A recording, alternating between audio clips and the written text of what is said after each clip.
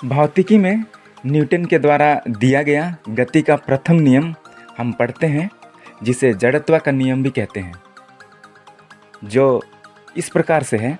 यदि कोई वस्तु विराम अवस्था में है तो विराम अवस्था में ही रहेगी, गतिशील है तो गतिशील ही रहेगी जब तक उस पर बाह्य असंतुलित बल ना लगे। यदि कोई वस्तु स्थिर है, विराम अवस्था में है, तो वो तब तक स्थिर रहेगा जब तक उस पर बाह्य बल ना लगे, बाह्य असंतुलित बल ना लगे। इसी प्रकार से कोई वस्तु गतिशील है तो गतिशील ही रहेगी जब तक उस पर बाह्य असंतुलित बल ना लगे। यानी कि जब उस पर कोई बाह्य बल लगेगा तभी वो अपनी अवस्था को परिवर्तन कर सकता है। जब तक बाह्य बल नहीं लगेगा वो अपनी अवस्था को नहीं बदल सकता है। इसे हम अपनी ज़िंदगी में जोड़ करके देखते हैं। हमारा जो ज़िंदगी है इसमें भी गति का जो प्रथम नियम है वो लागू होता है। हम जिस अवस्था में हैं उस अवस्था में हम बने रहते हैं। हमारी परिवार की स्थिति, हमारा जो पोजीशन है, हमारा प्रतिदिन का दिनचर्या जैसा चलता है वो वैसे ही वो चलते रहता है और हम उसमें परिवर्तन का विरोध करते हैं।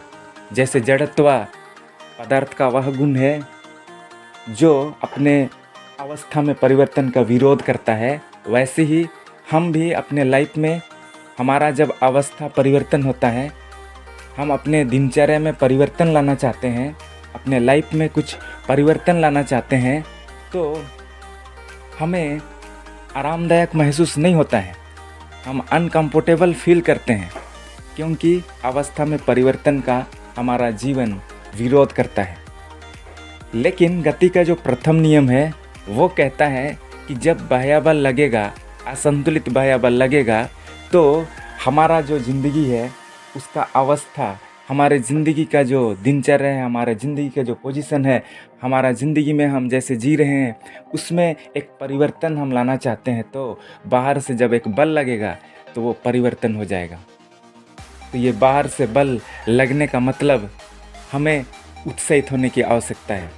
कुछ चीज़ों को देखकर, प्रकृति में बहुत सारी चीज़ें हैं, उन चीज़ों को देख करके या किसी व्यक्ति के द्वारा दिए गए संदेश के द्वारा से जब हम बल पाते हैं, जब हमारी ज़िंदगी में असंतुलित बल काम करता है, तो अवश्य ही हम अपने अवस्था में परिवर्तन कर सकते हैं। इसलिए मेरे अति प्रिय मित्र, आप अपने ज़िंदगी में मोटिवेट हों, आप अपने ज़िंदगी में उत्साहित हों।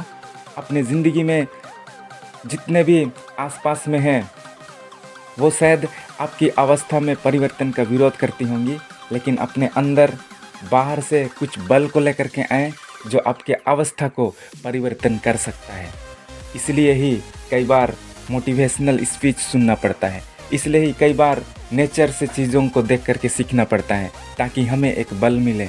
इसलिए हम कुछ महान लोगों के जीवनी को हम देखते हैं। इसलिए बहुत सारे लोगों का जीवन सफ़र जो हमारे ज़िंदगी से पहले, हमारी इस पीढ़ी से पहले जिन्होंने एक अच्छा जीवन जिया, उसके लाइफ को देख करके हमें सीखना पड़ता है ताकि हम उसके द्वारा से मोटिवेट हों।